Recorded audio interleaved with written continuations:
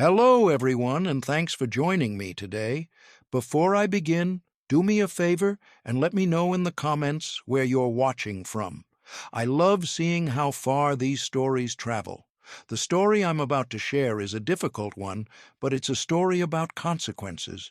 It's about the moment a parent realizes the children they raised have become strangers living under their roof.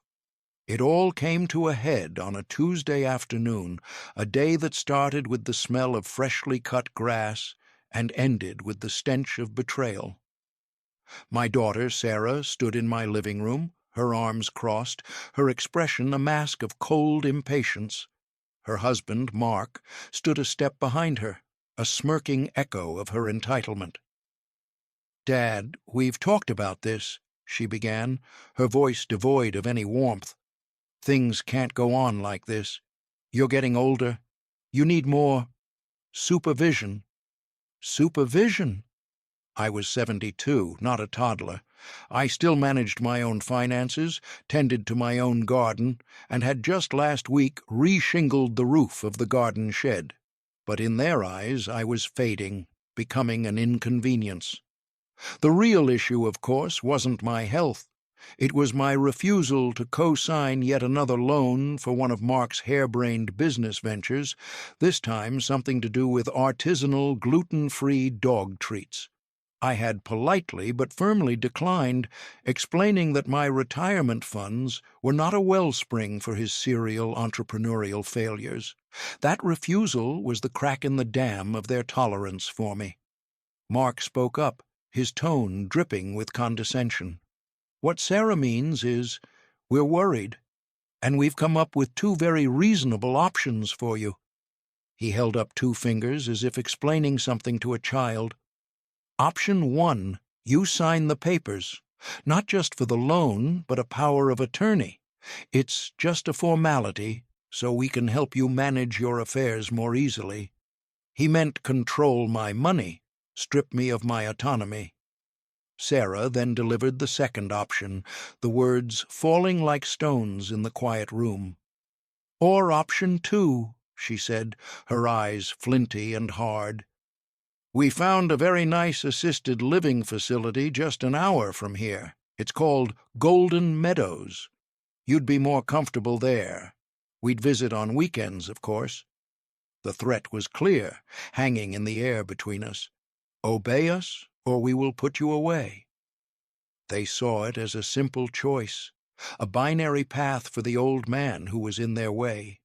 They stood there, expecting me to argue, to plead, to break down. They had seen my grief after my wife, Helen, passed away 5 years ago. They had seen me lean on them for company. They had mistaken my love for dependence, my generosity for an obligation, and my quiet nature for weakness. They had no idea who I truly was. So they asked me to choose. Nursing home or obey us? The words echoed in my head. I looked at my daughter, this woman I had taught to ride a bike and held when she had nightmares. I looked at her husband, this man who had shaken my hand and promised to love and cherish her. And in that moment, I saw them for what they were, parasites, cloaked in the guise of family. I felt a profound, chilling sadness wash over me, a final wave of grief for the family I thought I had.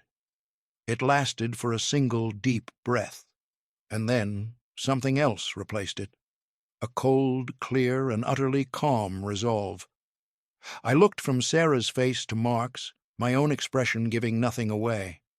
I didn't raise my voice, I didn't cry, I simply nodded slowly and said, "I see.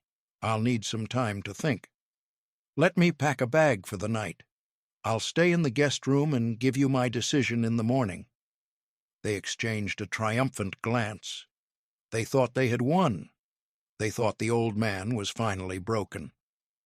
"Of course, Dad," Sarah said, her voice softening into a grotesque parody of sympathy. "Take all the time you need."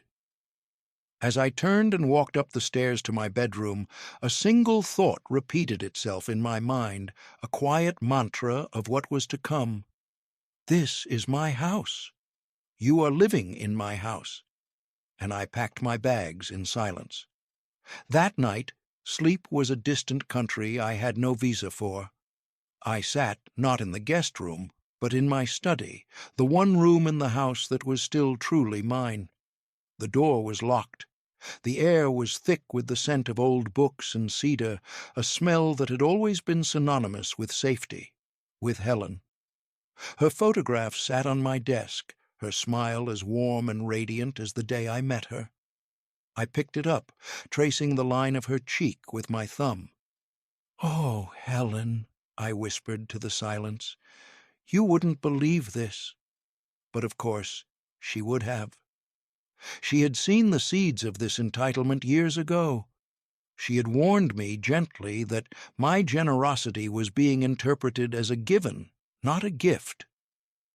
"Don't let them build their lives on your foundation, Arthur," she'd say. "Let them build their own. You can give them the tools, but they have to do the work." I had given them the tools, the foundation, and I'd even done most of the work for them. And now they wanted to tear the whole structure down and discard the architect. The hurt from that afternoon began to sublimate, changing from a liquid grief into a solid, unyielding anger. Not a hot, shouting anger, but a cold, crystalline fury, the kind that clarifies the mind and focuses the will. They had presented me with 2 doors. Door number 1 was subjugation. Door number 2 was exile. They never for a moment considered that I might have a key to a 3rd door, a door they didn't even know existed, a door that led out of the prison they had built for me. I turned to my computer, the screen's glow casting long shadows across the room. For the past 4 years, since I'd retired from my engineering firm, I hadn't been idle. I hadn't been simply puttering in the garden and waiting to die, as Sarah and Mark seemed to believe. I had started a small anonymous online consulting firm. I advised on complex infrastructure projects for international clients, leveraging a lifetime of experience. It was challenging, engaging, and, as it turned out, extraordinarily lucrative. My pseudonym, Archimedes, was highly sought after. I made more in a year now than I ever did as a chief engineer. I had amassed a small fortune, entirely separate from the pensions and investments Helen and I had built together. Sarah and Mark knew nothing of this. They saw my old car, my simple clothes, my frugal habits, and assumed I was a man of modest, dwindling means. They saw the fixed income, not the flowing one. Their entire world view, their entire strategy for dealing with me, was built on a foundation of false assumptions. And a foundation built on lies is destined to crumble. I began to type, my fingers moving with a speed and certainty that would have shocked them. First, an email to my lawyer, David. The subject line was simple: urgent action required.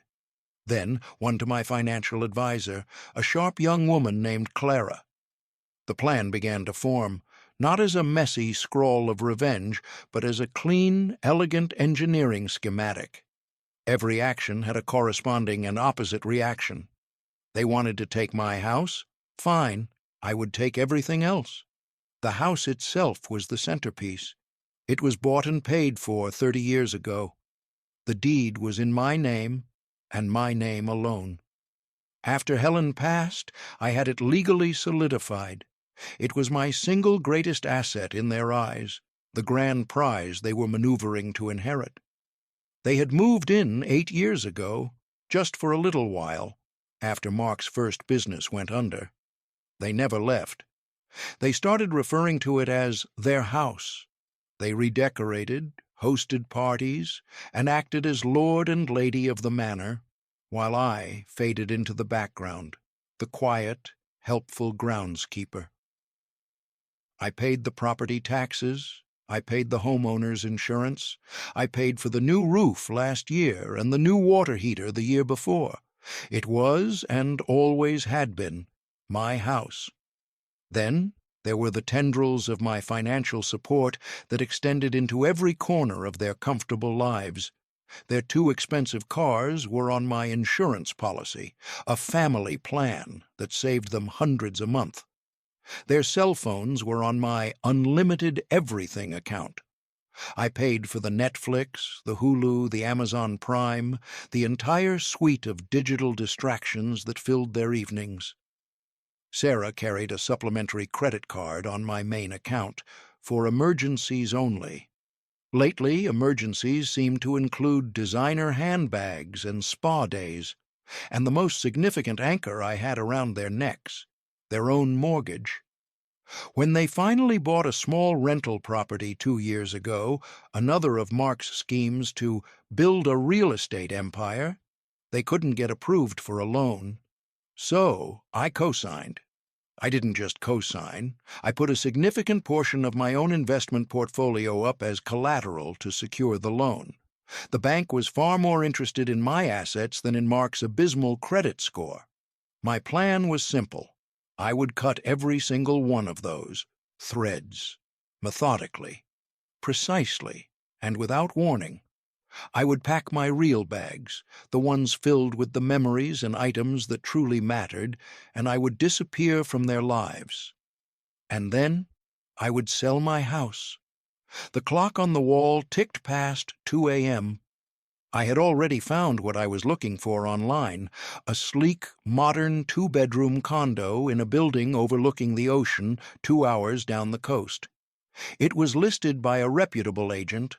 I sent him an email with an all-cash offer for the full asking price, contingent on a 10-day closing. With my financials, I knew it would be accepted. I leaned back in my chair, the leather groaning softly. The fury had passed, leaving behind a profound and liberating sense of peace. They had given me an ultimatum, a choice between 2 cages. They didn't realize they had also given me the key. The key wasn't about the money or the house. It was the permission I needed to finally stop being their safety net. It was the freedom to let them fall. And as the first light of dawn began to creep over the horizon, I knew with absolute certainty that they were about to learn how far that fall would be. The next morning, I came downstairs to find them in the kitchen, sipping coffee with the smug air of conquerors. They looked up as I entered, their expressions a mixture of pity and anticipation. They expected to see a broken man, defeated and ready to capitulate. I gave them a performance worthy of an Oscar. I looked tired, my shoulders slumped. I let out a heavy sigh and sat down at the table, running a hand over my face. "You're right," I said, my voice quiet and raspy. "I'm not as young as I used to be. I need to consider my options." Sarah reached across the table and patted my hand, a gesture that felt both patronizing and predatory. "We know it's hard, Dad. We're just trying to do what's best for you." I nodded slowly. "I know. The home you mentioned, Golden Meadows. Can you leave the brochure for me? And the power of attorney papers. I'll have a look at them." Mark's grin was barely contained. "Of course, Arthur. We'll leave them on your desk. You just take your time. We'll handle everything." They thought the fight was over. For them, it hadn't even begun. For the next week, I played the part of the docile, aging father perfectly. I was quiet, agreeable.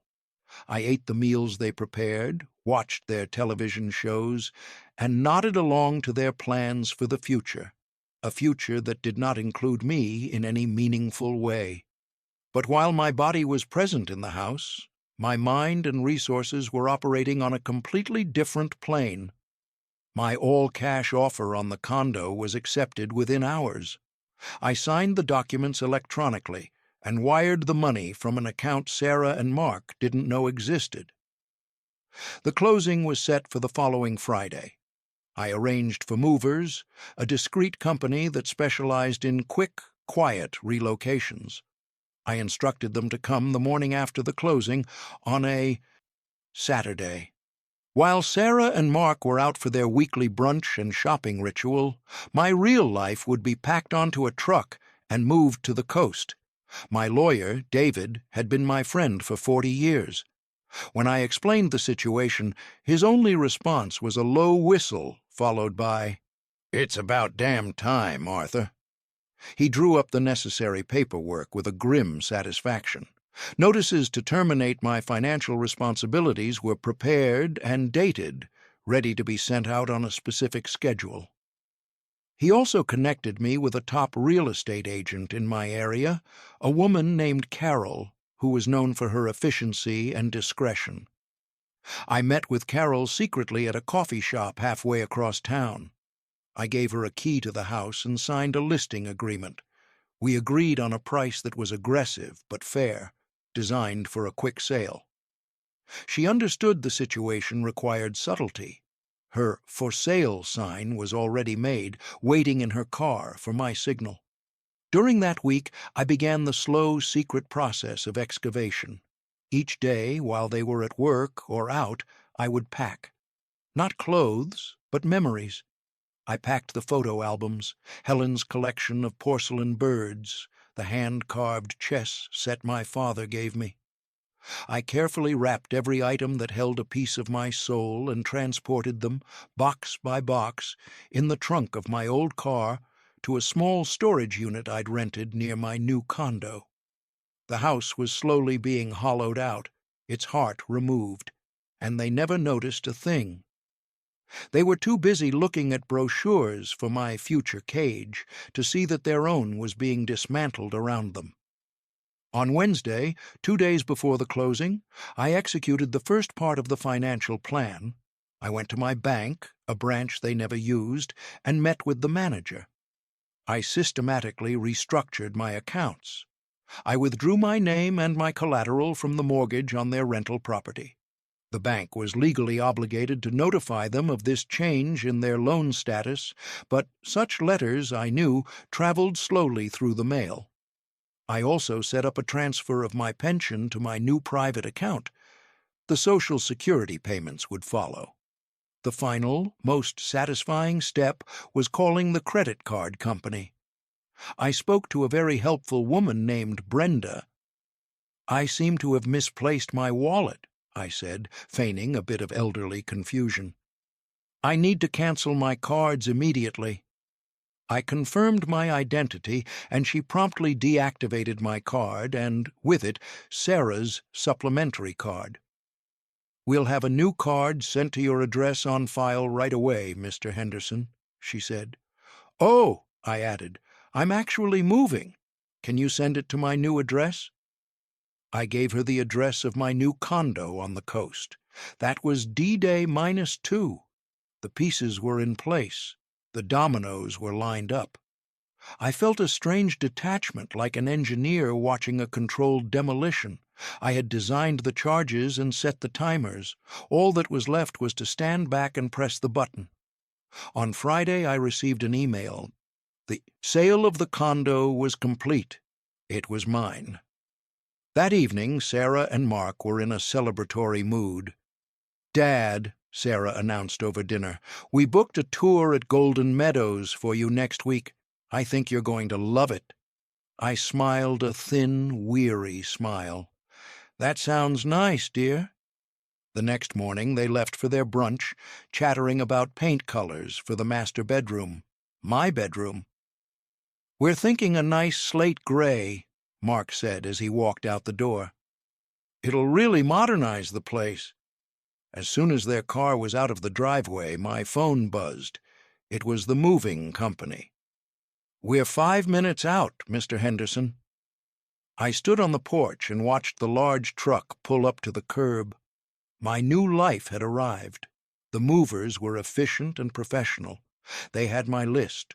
They took my desk, my favorite armchair, my bed, the boxes from the attic, and my tools from the garage. They left behind all the furniture I had bought for Sarah and Mark over the years, the giant sectional sofa, the 70-inch television, the dining room set they'd picked out. By 11 a.m., the truck was loaded and gone. The house felt cavernous, echoing with the ghosts of what had been taken. I took one last walk through the rooms, a stranger in my own home. Then I sent a single text message to Carol, the realtor. Now. I got in my car, placed the old house key on the passenger seat, and drove away without looking back. An hour later, my phone rang. It was Sarah, her voice a frantic squeak. "Dad, my card was just declined at the supermarket. It was so embarrassing. Did you forget to pay the bill?" I feigned surprise. "Oh, dear, that's strange. My new card is working just fine. You should probably call the company and see what the issue is." I could hear the confusion in her silence. Before she could respond, I said, "Sorry, Sarah, I'm going into a tunnel," and I hung up. 10 minutes later, a text from Mark. "My phone isn't working. Had to borrow a stranger's. What's going on with our plan?" I texted back, "My phone seems fine. Maybe it's a problem with your provider?" The real blow, the visual confirmation that their world was tilting off its axis, came at 12:30 p.m. My phone chimed with a picture message from Carol. It was a beautiful, high-resolution photo of the front lawn of my house. In the center of the perfectly manicured grass, staked deep into the earth, was a large, handsome sign. It had her name, her company logo, and 3 bold, beautiful words that sealed their fate. For sale. I knew they'd be home soon.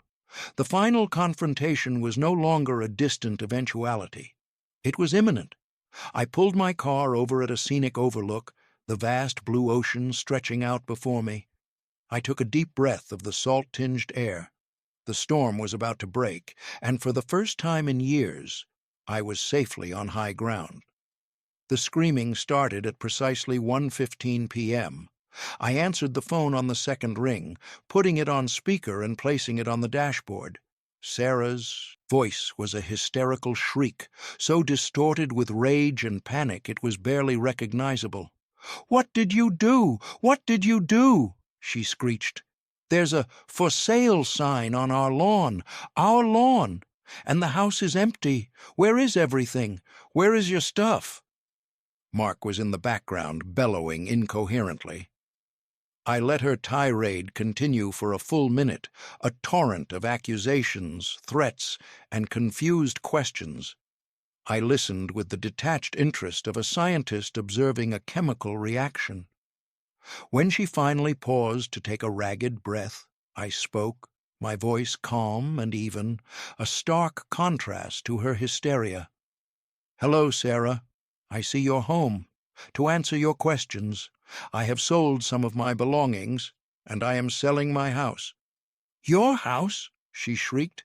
"This is our house. We live here." The irony was so thick I could have choked on it. "No, Sarah," I said, the words as cold and sharp as surgical steel. "This has never been your house. This is, and always has been, my house, a property that I own. You have been living in it, rent-free, for 8 years. You were guests, and I have decided it's time for my guests to leave." A stunned silence followed. I could picture them in the half-empty living room, the familiar space suddenly alien, the foundations of their world cracking beneath their feet. Mark finally grabbed the phone. "Listen here, you old fool," he snarled. "You can't do this. We have rights. We'll sue you. We'll tell everyone you've lost your mind. We'll get that power of attorney and have you committed." I almost laughed. It was the desperate roar of a paper tiger. "Mark, let me be very clear so that even you can understand. You have no rights to my property. Any lawsuit you attempt to file will be laughed out of court, and you can't afford the legal fees anyway. As for my mental state, my lawyer, David, and my financial advisor, Clara, would both be happy to testify that I am perfectly sound of mind. In fact, they both think this is the sanest thing I've done in a decade." I let that sink in. "Oh, and about that power of attorney?" Those papers you left on my desk? I used them to light the barbecue last night. They burned beautifully. But why? Sarah's voice was a whimper now. The anger was gone, replaced by a dawning, horrified understanding. You gave me an ultimatum, remember? I said. A choice, nursing home or obey you. I found the choice you offered to be insulting, so I made my own. I chose freedom. I chose to live my life on my own terms, in my own home, without being treated like a burden or an ATM. I continued, my voice methodical, ticking off each point like a project manager reviewing a checklist. As of this morning, your cell phones were removed from my account. I believe your service has been terminated for non-payment. Your cars were removed from my insurance policy as of midnight last night. I do hope you haven't been driving them, as that would be illegal. The various streaming services you enjoy will cease to function by the end of the day. And that credit card you use for emergencies, Sarah? It has been canceled. The final, crushing blow. And Mark, I said, my tone hardening, I expect you'll be receiving a certified letter from your bank on Monday. I have formally withdrawn myself as co-signer and removed my assets as collateral from your rental property loan. I imagine they will be re-evaluating your financial viability and will likely call in the loan. You should probably start looking for a buyer for that property. You'll need the money. The only sound from the phone was ragged breathing. They were drowning, and I had just kicked the life raft out of their reach. You have 30 days to vacate my house, I stated, the words final and non-negotiable. A formal eviction notice will be delivered by a process server on Monday morning. If you are not out by the specified date, I will have you removed for trespassing. Do you understand? Dad, please, Sarah sobbed. Please don't do this. Where will we go? What will we do? The plea came years too late. It was a plea for the man they thought was weak, the man they had taken for granted, the man they had tried to discard. That man was gone. That sounds like a personal problem, Sarah, I said, using the same dismissive tone she had so often used with me. You are both adults. It's time you learned to build your own foundation instead of living on mine. You wanted me to choose. I chose myself. Actions have consequences. This is your consequence. I paused for a moment, letting the full weight of their new reality crush them. Goodbye, Sarah. Then I ended the call. I tossed the phone onto the passenger seat and looked out at the ocean. The waves crashed against the shore, relentless and steady, washing everything clean. A chapter of my life had just ended, not with a whimper, but with the satisfying definitive slam of a door. In the weeks that followed, I heard about their unraveling through the grapevine, mostly from my lawyer David, who took a particular glee in forwarding me updates. The eviction notice was served as promised. They apparently tried to argue with the server, as if he had any power to change their fate. They called me dozens of times a day for the first week, a cycle of screaming, begging, and crying that I sent directly to voicemail. I never listened to a single one. My house sold in 12 days. I accepted an offer from a lovely young family with 2 children, and the closing was swift. The proceeds went directly into my investment portfolio. I received word that Sarah and Mark had to scramble to move their things out on the final day, piling their belongings into a rented truck. Their precious cars, which they could no longer afford the insurance or payments on, were repossessed. The bank did, in fact, call in the loan on their rental property. They were forced to sell it at a loss, just to avoid foreclosure and total ruin of their already pathetic credit. They ended up in a cramped 2-bedroom apartment on the other side of town, in a complex known for its thin walls and plumbing issues. Mark, stripped of his unearned confidence and my endless seed money, had to get a job. a real one selling electronics at a big box store. Sarah, who hadn't worked in years, found a position as a receptionist at a dental office. Their lavish brunches were replaced with instant noodles. Their designer clothes were replaced with company uniforms. They were finally living a life built on their own merits, and they found it to be a very small, very bleak existence. Do I feel guilty? Not for a second. Guilt is for people who have done something wrong. I did something necessary. I performed a surgical amputation to save myself from a gangrenous limb. My life, in contrast, has blossomed. My condo is bright and airy, and every morning I wake up to the sound of seagulls and the sight of the sun rising over the water. I've set up a new office in my second bedroom, and my consulting business is thriving. I've made friends in my new building, other retirees who are active and engaged with life. We play cards, we go for long walks on the beach, we travel. I joined a local woodworking club and have found a renewed passion for creating things with my hands. I am free. I am at peace. I am happy. I finally understand that my kindness was not the problem. The problem was that I bestowed it upon people who saw it not as a gift to be cherished, but as a resource to be exploited. They mistook my patience for permission. They mistook my love for a leash they could use to control me. The moral of this story, if you're looking for one, is this: respect is the currency of family. Without it, you are just strangers sharing a bloodline. Never let anyone, not even your own children, make you feel small in the life you built.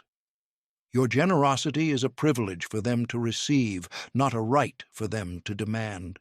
And if you are ever pushed to a point where you are given an impossible choice, remember that there is always a third door. Sometimes you just have to be brave enough to build it, unlock it, and walk through it alone. Don't be afraid to choose yourself. Your own golden meadows might just be a life of your own making, waiting for you on the other side of a difficult decision. Thank you for listening to my story. Please share your own thoughts in the comments below, and don't forget to subscribe for more content. It truly means the world to me.